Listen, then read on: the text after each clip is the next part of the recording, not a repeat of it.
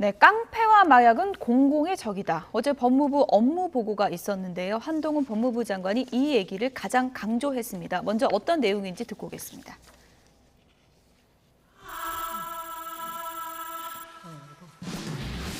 공정과 상식을 훼손한 이익 집단의 조직적 불법 행위는 타협 없이 배후까지 엄단하고 해외 도피 사범을 반드시 검거해 송환하겠습니다. 반법치 행위에 대한 법과 원칙에 따른 대응이 윤석열 정부를 선택한 이유라는 점을 잘 알고 있습니다. 반드시 그렇게 하도록 하겠습니다. 제가 자주 말씀드리긴 하는데요. 저는 2023년 대한민국의 폐와 마약은 공공의 적이라고 생각합니다. 강력하게 단속해야 맞다고 생각합니다. 할 수 있는 일을 모두 다 할 것이라는 약속을 드립니다.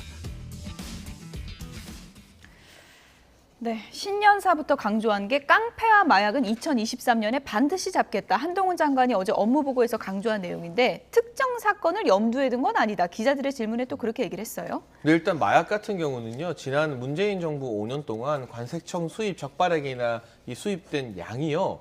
엄청나게 늘었거든요. 양 기준으로 따지면 17배에서 18배가 늘었고 수입 액수로 따지면 5배 이상 폭증했습니다.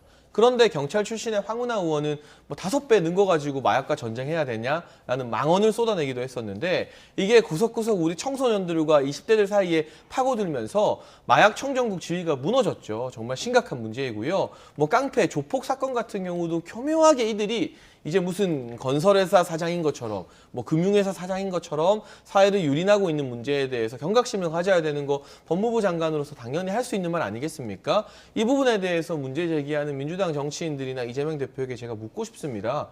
검찰이 무섭습니까? 깡패와 마약이 무섭습니까?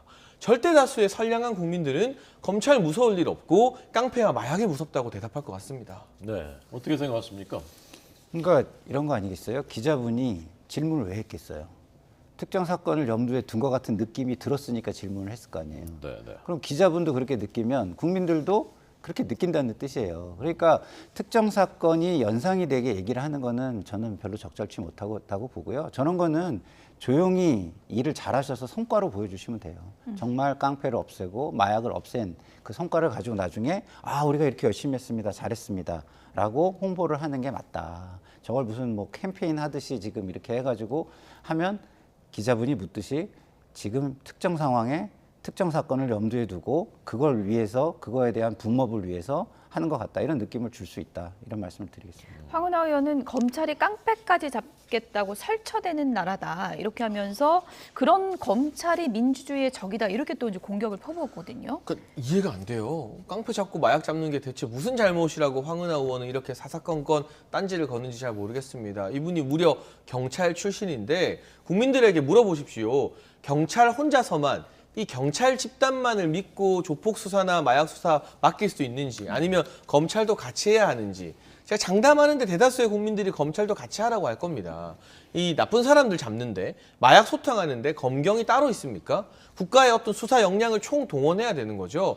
여기에 대해서 이렇게 황운하 의원이 대표적으로 자꾸 부정적인 메시지를 내는 것 그러면 자꾸 이상한 음모론이 또 창궐할 수밖에 없거든요. 왜 이렇게 민주당 정치인들은 마약 수사 못하게 하는 것이냐. 그러니까 이런 음모론이 창궐하지 않게끔 한동훈 장관이 싫더라도 조폭 수사와 마약 수사는 당위성이 있는 부분이니까 그 부분은 좀 건조하게 인정해줬으면 좋겠습니다. 네.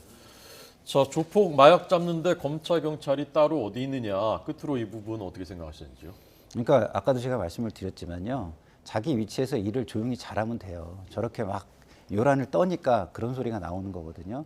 그래서 한동훈 장관이 말을 좀 잘하시는 건 맞아요. 근데 잘하신다고 느끼니까 자꾸 하다가 그 말하는 게 업인 것처럼 지금 보여요. 그러면 법무장관 하시지 마시고 정치권으로 빨리 오시라 이런 말씀을 드리고 싶습니다. 예. 반법행위에 대한 법과 원칙에 따른 대응을 하겠다. 이 부분을 이제 강조한 한동훈 장관의 업무보고 내용까지 들어봤습니다. 지금까지 장해찬 청년재단 이사장, 김상일 정치평론가 두 분이었습니다. 고맙습니다. 감사합니다. 네.